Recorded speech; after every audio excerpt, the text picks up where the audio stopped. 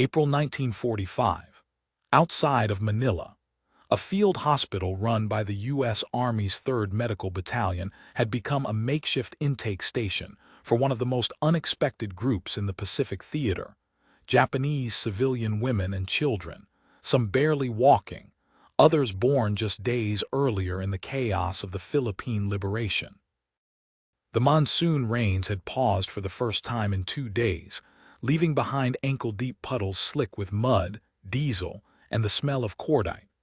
A haze of smoke from distant artillery hung low over the valley, blending into the morning fog. Trucks rolled in, 2.5-ton GMCs, marked with the Red Cross in white circles. Inside them, not soldiers, not wounded GIs, but Japanese women, some holding infants, others clutching makeshift bundles of clothes, their faces gray with exhaustion and disbelief. The American guards didn't yell. They didn't shove. They opened the tailgates and gently helped the women down, one by one. Private First Class Raymond Kelly had seen plenty in Luzon: snipers, booby-trapped corpses, shattered villages. But this? He stood frozen at the edge of the clearing, watching a Japanese woman with blood on her sleeves cradle something wrapped in burlap. For a split second, he thought it was a wounded dog. It cried. He blinked, a baby, eyes barely open, skin red and wrinkled, maybe a week old, maybe less. Behind him, a field kitchen was hissing. Steam rose from a battered metal drum that was never meant to be anything more than a water heater. But beside it stood a lanky army cook, sleeves rolled, pouring something white and steaming into a set of clean enamel mugs. "Captain wants warm milk ready. Got 3 newborns in that last truck," the cook muttered to no one in particular, not even looking up. "Warm milk?" Kelly asked, still staring. "Yeah, condensed, rehydrated, heated. Took some powdered calcium from the aid tent. Doc says it's better than nothing." The baby cried louder. He watched as the woman hesitated. A nurse, American, blonde, maybe 25, walked over, cradling a mug with 2 hands like it was something sacred. She knelt, offered it to the mother. Not a word spoken. The woman looked at her, eyes full of something between fear and awe. Then slowly she took the mug and drank. The others followed, 32 women, 15 babies. Some infants were born on the march, others during the bombing of Manila, most of them underweight, mottled, silent. The women looked like ghosts, skin darkened by sun and smoke, hair tangled, limbs too thin for their clothes. They'd been hiding in tunnels and caves for weeks, surviving on moldy rice balls and swamp water. Some still had imperial flags sewn inside their sleeves. Some still muttered prayers about dying with honor. None of them had expected this. Private Kelly would later write in his letter home, "Ma, you wouldn't believe it. We're feeding the enemy's babies. Warm milk. Real milk. I saw a Japanese mother cry when she tasted it. Not scream, not spit. Just cry. I don't think she'd had anything warm in months." The logistics behind it were simple, at least on paper. The U.S. Army had shipped over 450 tons of dehydrated milk into the Pacific by 1945. A single 50-pound box could make 50 gallons. 1 gallon could fill 25 mugs. 1 mug, warm enough, was enough to save a newborn from the edge of starvation.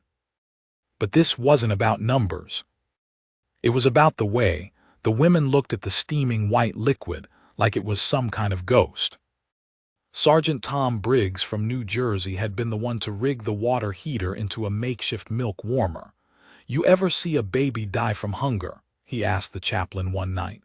"They don't scream. They just get quiet, too quiet." So he tinkered, rewired a busted Jeep battery to run a heating coil. Took 2 days, 6 blisters, and half a roll of electrical tape. And when the first mug came out, hot, not boiling, thick enough to coat the sides, he brought it himself to the tiniest child in the camp, wrapped in a towel with an old Japanese flag for a blanket. The mother didn't speak English. She didn't need to. Briggs just knelt and whispered, "Here, kid, this one's on me." The woman stared at the mug like it was a hallucination. Back in Tokyo, propaganda posters warned that surrender meant torture, that Americans would bayonet children for sport, that women would be paraded through cities before being executed. But here, in a muddy field on the edge of a shattered capital, American soldiers were measuring formula with army spoons, using canteens as baby bottles, and whispering lullabies their mothers had sung to them back in Ohio or Arkansas. They didn't talk about it much. You didn't. Not after your buddies got shot in the jungle or blown up by a tripwire inside a church. You didn't get soft.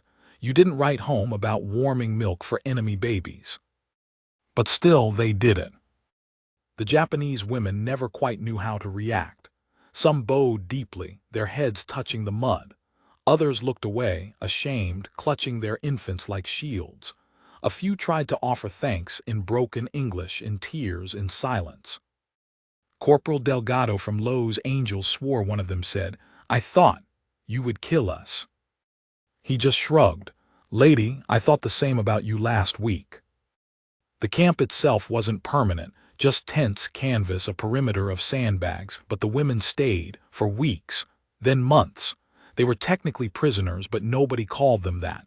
They helped in the laundry. The older girls swept the mess tent.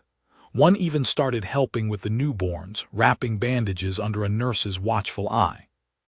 By late May, the army brought in real cribs, wooden ones, flat-packed from supply depots in Australia. They came with little mattresses and tiny wool blankets dyed olive green. Some of the women cried when they saw them. One of the infants, born during a shelling outside Batangas, was now gaining weight. Her mother named her Eiko, meaning child of love. She never stopped staring at the American nurse who'd held her during the fever nights. Rumors began to spread among the captured soldiers elsewhere. Japanese men who'd surrendered and were herded into dusty camps under barbed wire. When they heard of the women and children being treated with kindness, given milk, soap, real beds, they refused to believe it. One officer, upon hearing it from an American interpreter, laughed bitterly and said, "Then I am already dead. That is impossible." But it was. The milk kept coming. The steam kept rising from battered army pots. And one by one, the women stopped flinching when a soldier approached. One day a baby took its first steps, bare feet pattering in the mud, toddling toward a GI holding a mug of warm milk. The mother gasped, called out, tried to catch her child. But the soldier knelt, smiled, and offered the mug with both hands. The baby laughed and drank. The perimeter of the temporary camp changed daily. What began as a half-moon of sandbags had grown to include a crude fence made of salvaged bamboo and barbed wire, not to keep people in, but to keep wild dogs and scavengers out. No towers, no machine gun nests pointing inward. Just guards who rotated on 12-hour shifts, mostly young men from Iowa, Georgia, or the Bronx, now half sunburned and sleep-deprived, watching over women who used to be the wives and daughters of the enemy. Inside, the rhythm of the camp was unlike anything seen elsewhere in the Pacific. Reveille came at dawn with the smell of yeast rolls from the field kitchen, followed by the now familiar sound, the soft clink of metal mugs being filled with warm milk. It was like a ritual, every morning without fail. The babies were getting stronger. Most were gaining weight. Some were finally sleeping through the night. Their skin no longer hung in folds over ribs. Their eyes had that quiet, heavy-lidded look of the well-fed.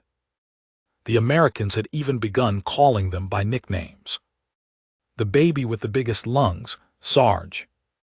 The one with hair like an old man's, Colonel. The twins born under the collapsed bridge in Tayabas, Tango and Foxtrot. Somewhere in a requisition tent, a quartermaster was signing off on supplies he'd never imagined would be part of war.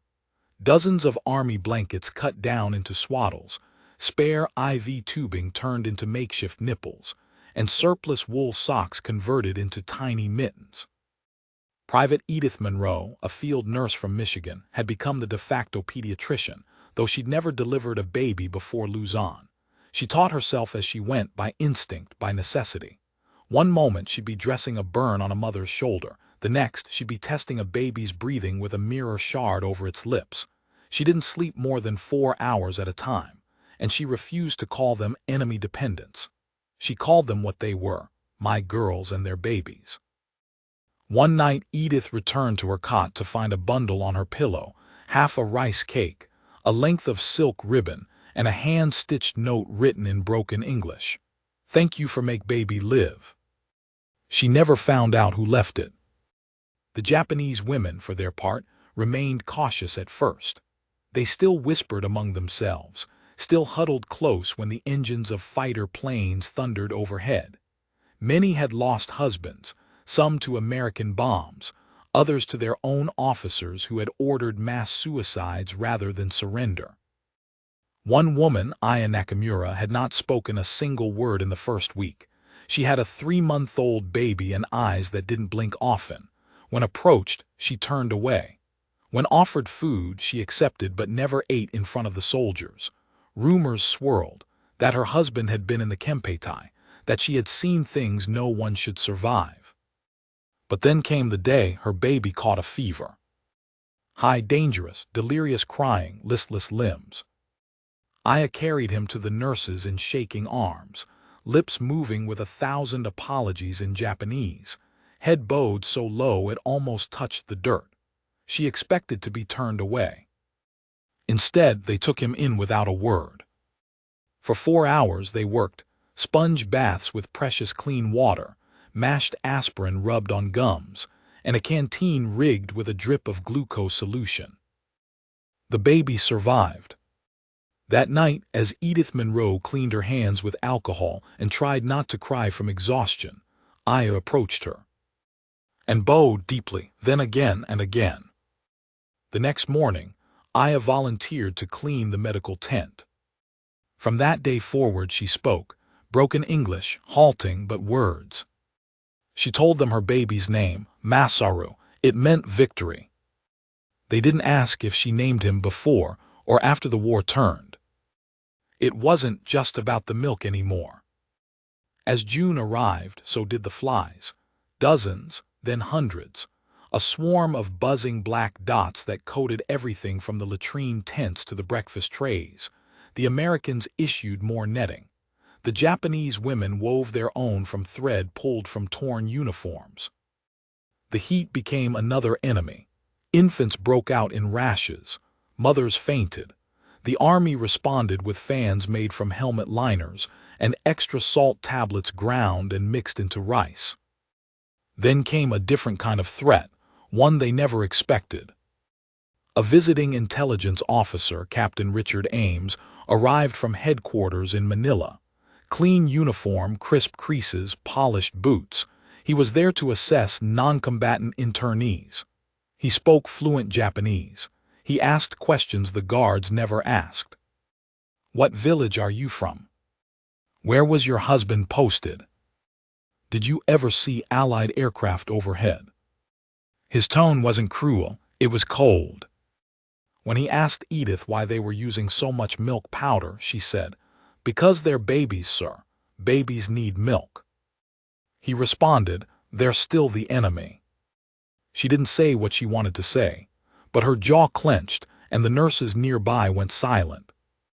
Later that week, a new rule arrived. Rations for milk had to be logged. No more than 1 gallon per day per 10 children. Anything more required written justification. So the nurses began writing.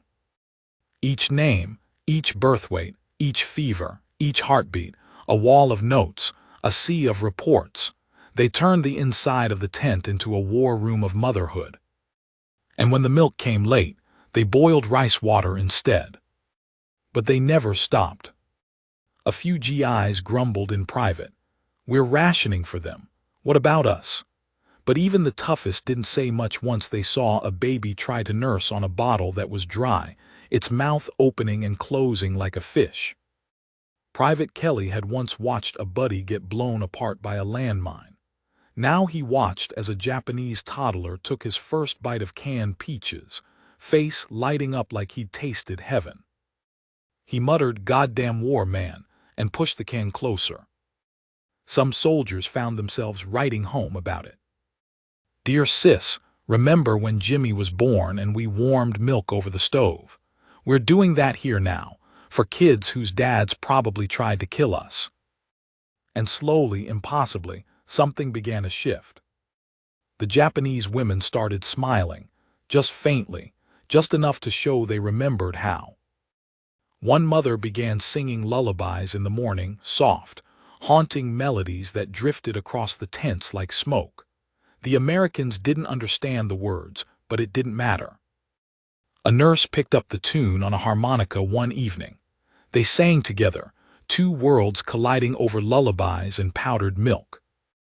Then came the day Masaru, the once fevered child, stood on his own. 3 shaky steps, a stumble, then 2 more. He waddled toward a soldier peeling an orange. The man crouched, peeled a slice, and offered it like a communion wafer. Masaru bit down and laughed, mouth full of juice, eyes wide. And in that moment, everyone forgot who had worn which uniform. The war outside raged on. Battles still thundered across islands. Men still died. Orders still came stamped and sealed. But here, in this strange pocket of surrender and survival, the front line had blurred into something else. And the milk kept coming. By late June, the camp had evolved into something neither side could quite define. It was no longer just a medical holding site, nor merely a POW compound. The Army officially called it a Civilians Non-Combatant Holding Area, Zone Red. But nobody used that name. To the Americans, it became the baby camp. To the Japanese women, it was simply a san no yume, morning dream. Because every morning began the same way. A long line of women, each holding a child, moved in silence toward the steaming barrels where milk was being ladled into mugs. The scent of rehydrated dairy, vanilla-tinged and faintly metallic, drifted through the damp jungle air like incense. Each sip was a small miracle. Warmth, safety, life. It didn't matter that it came from a powdered tin stamped U.S. Army quartermaster. To women who had given birth in foxholes, or under the wreckage of collapsed buildings, or alone in the dark to the sound of machine guns, it tasted like salvation. Somewhere behind the perimeter, the jungle remained a graveyard, bones in the underbrush, half-rotted helmets, the stench of long-dead skirmishes. But inside the fence, cribs now outnumbered cots. GIs competed to build the sturdiest playpen out of spare ammo crates and salvaged tent poles.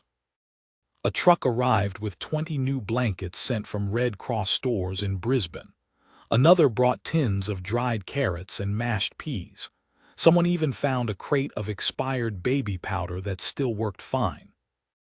The women began to clean themselves, not with orders but instinct. Hair was washed with rainwater caught in dugout drums. Uniform sleeves, once soaked in blood and ash, were cut and re-hemmed into baby swaddles. One woman sewed an entire wrap from the lining of a soldier's poncho. When asked how, she simply gestured to her hands and whispered, "Before was Taylor." Then she smiled. Smiles were becoming common now. It was that shift, subtle, then obvious, that disarmed the soldiers more than any weapon. They had expected bitterness, silence, maybe resentment, but they had not expected gratitude. Especially not from the women whose husbands may have shot their friends, or whose homelands still broadcast radio messages claiming American troops were butchers. But those messages weren't reaching the women anymore. What reached them was a mug of milk, warm hands, and names spoken softly. They had learned the names of their caretakers. Monroe, they called Nurse Edith. Sargento Temu, for Sergeant Tom Briggs, the one who always carried a tin of sugar to sweeten the rice for the kids. Kiri, for Private Kelly, whose name was easiest to pronounce, and whose habit of handing out orange slices had earned him a loyal parade of toddlers. Not all Americans were comfortable with it. Lieutenant Sherman, recently rotated in from the 6th Infantry, was one of the skeptics. He had lost 2 brothers in the war. To him, every Japanese flag was a symbol of betrayal. He called the women ungrateful parasites and threatened to report the nurses for misallocation of supplies. Then one day he stepped out of the command tent and found a little girl, maybe 2 years old, sitting in the dirt, struggling to tie her sandal. She was barefoot, legs scratched, clothes hanging off her like rags. She saw him, looked up, and held the sandal out. He froze, then knelt, tied it. She bowed, murmured something like arigato. He stood there a long time afterward, staring at his hands like they'd betrayed him. After that, he stopped reporting anything.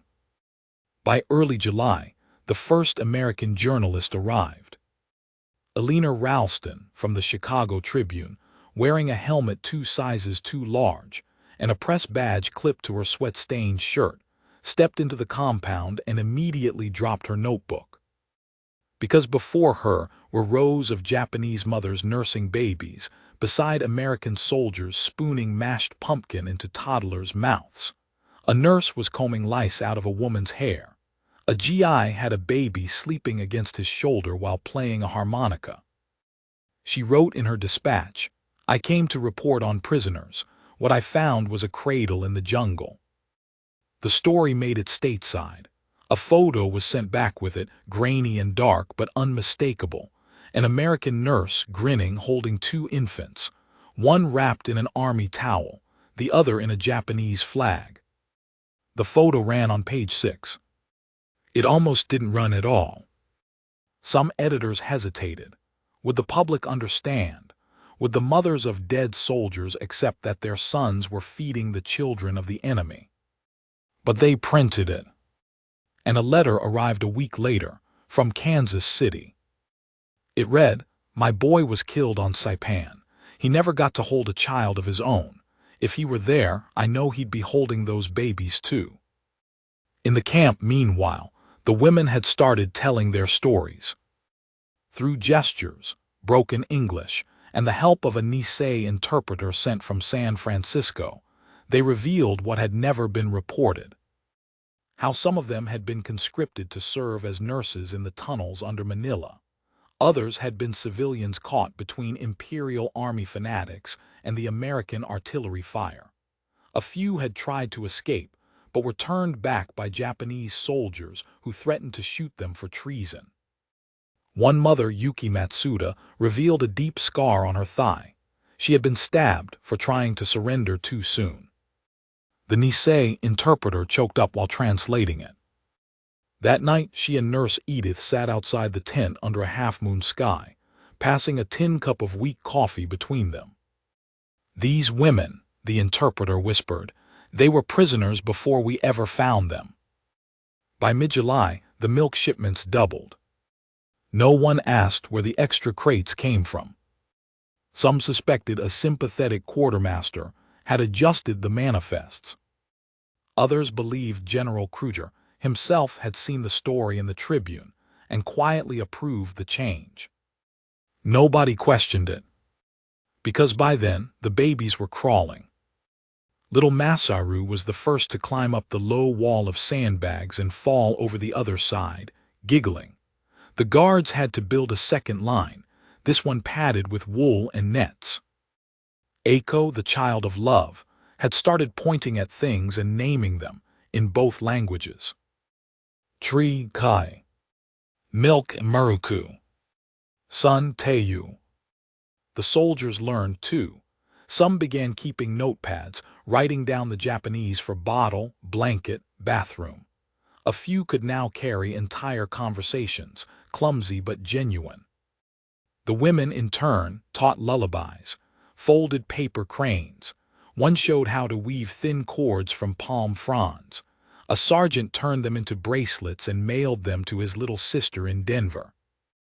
The jungle, once filled with gunfire, now echoed with the quiet chaos of toddlers. One afternoon, a soldier tripped over a crawling baby, spilled an entire tin of peaches, and swore loudly. only to have 3 babies laugh so hard they fell over themselves. He swore again. They laughed louder. That became a game. Damn laughter. Hell giggles. He gave up and started muttering nonsense words. Zigzaggle, they laughed anyway. But not everything was peaceful. One morning, a new group arrived, 4 women and a baby girl who had been found by a recon patrol in the hills north of Batangas. They were half-starved, one barely walking. The baby had open sores on her legs. The mother's arms were covered in bruises. When they entered the camp, the others froze. Then Aya Nakamura stepped forward. She held out her hand. The mother fell into her arms, sobbing. No one spoke of what had happened, but later that night, when Edith unwrapped the baby's legs and began cleaning the sores, the mother refused to look away. She whispered Gomen Nasai, I'm sorry, again and again, even though no one had accused her of anything. And Edith whispered back, it's not your fault. By then, the war was nearing its end. Word reached the camp in August. Hiroshima, Nagasaki, the Emperor's surrender broadcast in a trembling voice. There were no celebrations, just silence. Some of the women fell to their knees and wept. Others stood frozen, unsure whether to feel relief, shame, or fear. A few looked at their babies and whispered prayers. The GIs didn't cheer. They didn't wave flags. Instead, they walked the perimeter. They filled the milk pots. They watched the clouds. That night, the babies cried more than usual. It was as if they knew something had changed. And in the darkness of the Philippine jungle, under a sky full of stars and uncertain futures, the camp kept breathing. Quietly, steadily. A strange oasis built on powdered milk, shared grief, and newborn lives neither side had expected to save. The silence that followed the Emperor's voice stretched for days. August 15, 1945. The camp didn't erupt in cheers. No hats tossed into the air, no bugles, no dancing. The victory they'd waited for came not with celebration, but with a strange, stunned quiet. No one knew what to do with peace that had arrived without fanfare. The jungle was still. No gunfire, no distant rumble of artillery. Just the usual hum of insects and the now familiar wails of infants demanding milk at dawn. But things began to shift. A lieutenant from Civil Affairs arrived carrying a clipboard and new orders. Begin preparation for transfer. All non-combatant internees to be moved to centralized housing zones pending repatriation or asylum interviews. Medical tent to be disassembled. Camp to be vacated within 2 weeks. No one in the camp spoke for several seconds after hearing it. Nurse Edith lowered her mug slowly and glanced toward the line of Japanese mothers spoon-feeding mashed beans to their toddlers. A few GIs sat nearby, wiping dirt off tiny shoes with pieces of their own uniforms. The babies were starting to talk now, a mix of Japanese syllables and English phrases spoken with clumsy innocence. Tanku, Baba, up, up. One even said, more peewees. Transfer, the word felt sterile, cold. But it had been coming. Everyone knew it. Still, the women didn't ask questions. Not yet. They saw the meetings between American officers, the way some GIs began sorting crates, the way the perimeter guards no longer looked outward but at each other. The milk barrels were still filled each morning, but now with a quiet tension, like everyone was waiting for the music to stop. 3 months later, the letters began arriving. The first came in a Manila-bound Army mailbag, addressed simply to Nurse Edith Monroe. Baby camp. Somewhere near Lucena. Inside was a folded piece of rice paper. The handwriting was delicate, slightly crooked, as if penned with shaking fingers. The ink had smudged in places, probably from tears, but the English was clear. Masaru now walks every day. He says thank you with 2 hands when he drinks. I tell him of America, of warm milk, of your eyes when you smile. He will not forget. I will not forget. Aya Nakamura. Edith read it twice, then folded it, pressed it to her chest, and wept quietly in the dim barracks. The camp had been dismantled by then. Bulldozers had flattened the tents, and the jungle had already begun to reclaim the outlines of where cribs once stood and bowls were filled with milk. The humid air now hung over silence, broken only by rustling palms and the chirp of insects. There was no marker left behind, no sign that over 40 babies had been born, fed, and nurtured in the heart of what was once enemy territory. But the soldiers remembered. So did the nurses. And the mail kept coming. From Guam, from Okinawa, even from repatriation vessels bound for Tokyo. One letter, written in phonetic English by a woman named Kimmy, simply said, "Baby, live because of you. You gave life from war. You give me not prison but peace." The Army's bureaucracy had long since moved on. Orders changed. Units redeployed. The medical battalion reassigned. And for most of the brass in Manila, the baby camp had been a temporary oddity, a footnote buried deep in reports filled with casualty numbers and supply manifests. But something lingered. In mess halls and bunk tents when the stories started, often at night, often after the cards were put away and the cigarettes burned low, someone would mention it, quietly. "You remember the one with the twins, Foxtrot and Tango?" "Yeah, one of them used to steal my crackers." "Hell, they both did." Then silence and soft laughter, and sometimes a strange ache that settled in the chest. A few of the soldiers had taken photos, unauthorized, sure, but who was going to stop them? One blurry snapshot showed an infant asleep on a bed of folded uniforms, clutching a spoon like it was a teddy bear. Another captured Aiko mid-step, toddling across mud in boots 3 sizes too big. Back home, those photos would live in scrapbooks marked Philippines, 1945. But the stories would be hard to explain.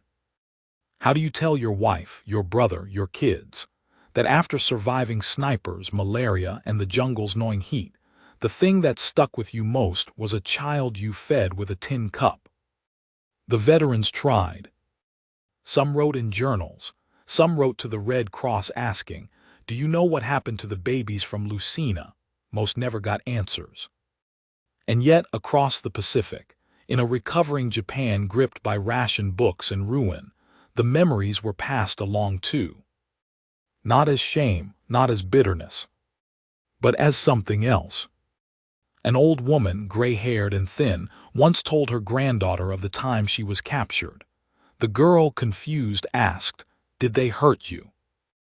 And the woman laughed, shook her head, and said, "No, they gave me warm milk for you." It became a kind of whisper legend. In schoolyards and markets, mothers who had once been enemies now telling their children of the kindness that had made no sense and yet had saved them. A few of the children grew up to be teachers. Others became nurses themselves. One became a midwife in Osaka and kept a small wooden bowl by her window, cracked and worn, with AM carved faintly underneath. She told anyone who asked, "AM means morning. The milk came every morning." But it wasn't just about the milk. It was about the impossibility of it. The way a war designed to dehumanize had, in this one strange pocket, reversed itself. It was about Private Kelly sitting with a crying child in his lap, muttering nonsense words just to make her laugh. It was about Sergeant Briggs kneeling in mud to clean a baby's diaper with his own canteen water, because they'd run out of clean cloth. It was about Nurse Edith holding a feverish newborn against her chest all night, whispering lullabies in English to a child who would never understand the words, but would feel the heartbeat all the same. And it was about the quiet horror of realizing that those babies, those innocent, giggling lives, could have died in a cave alone, if not for a warm pot, a steady hand, and a soldier who didn't flinch when handed a child from the other side. Years passed. The soldiers grew old. Some told their stories on porches, and in VFW halls. Others never spoke of it again, not because they didn't want to remember, but because they couldn't bear to. The world moved on. But in scattered corners of the globe, the echoes remained. A school in Kobe had a wall of photos, children of the post-war years. One image showed a toddler in a wool army blanket, smiling with 2 teeth. In a house in Fresno, California, a Nisei interpreter kept a faded letter from a woman named Sachai who had written, "I thought you would hate me. You gave me milk instead." And in a retirement home in Detroit, a nurse named Edith Monroe kept a box beneath her bed. Inside, a folded rice paper letter, a photo of a child with almond eyes and a crooked grin, and one wooden bowl. When asked about it, she simply said, "That's from a war that ended twice. Once with surrender, and once with kindness. Because war does not always end with bombs or treaties. Sometimes it ends with a spoon, with a cry in the jungle, and with warm milk offered by the hands of a soldier who expected nothing in return."